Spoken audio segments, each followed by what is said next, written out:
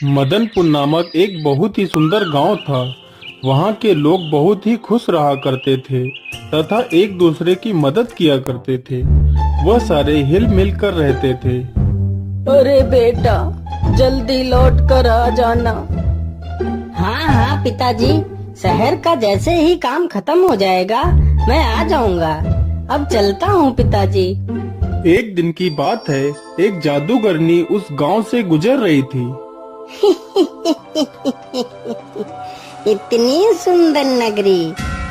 सुंदर नगरी तो मैंने कभी नहीं देखी।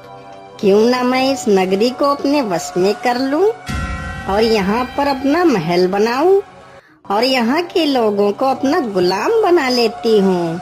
फिर जादूगरनी उस गांव पर अपना काला जादू कर देती है और गांव के लोगों से अपनी सेवा करवाती है। अरे ओ बुड्ढे, तू आज मेरे लिए आम के मीठे मीठे फल ले आ। मुझे आज आम के फल खाने का बहुत मन हो रहा है।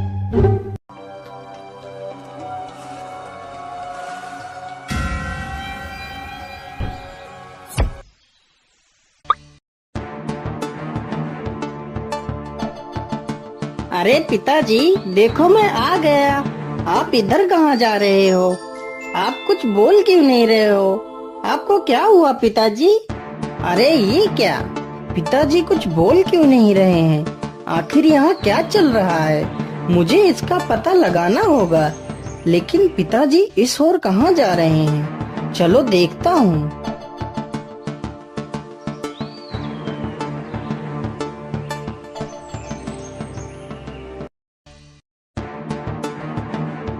अरे बुड्ढे, तू आम ले आया?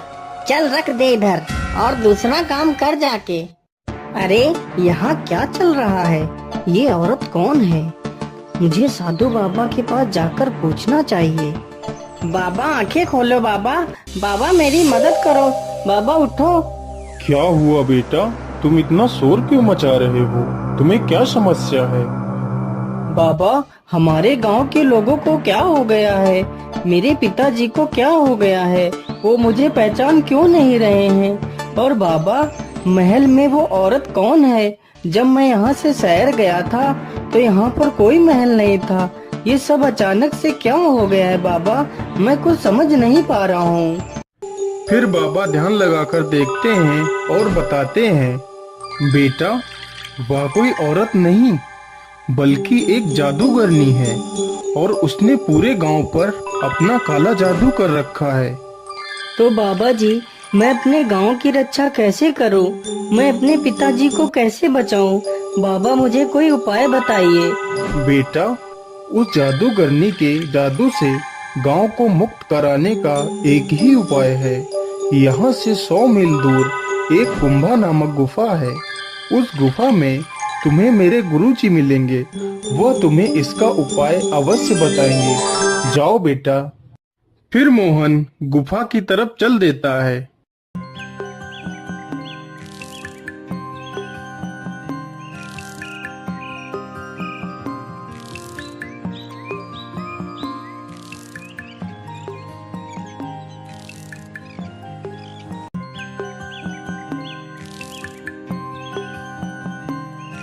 मोहन गुफा में पहुंचकर साधु बाबा को सारी बात बताता है। बेटा ध्यान से सुनो, यहाँ से कुछ ही दूर पर एक जादुई पेड़ है। उस पेड़ में ही उस जादूगरनी की आत्मा है। अगर तुम उस पेड़ को नष्ट कर दो तो उस जादूगरनी की मृत्यु हो जाएगी और तुम्हारा गांव काले जादू से मुक्त हो जाएगा। लेकिन बाबा, मैं उस पेड़ को पहचानूंगा कैसे? बेटा, उस पेड़ को पहचानना ज्यादा मुश्किल नहीं है। उस पेड़ के चारों तरफ एक अलौकिक प्रकाश जगमगा रहा होगा। ठीक है बाबा, मैं चलता हूँ। मुझे आशीर्वाद दीजिए।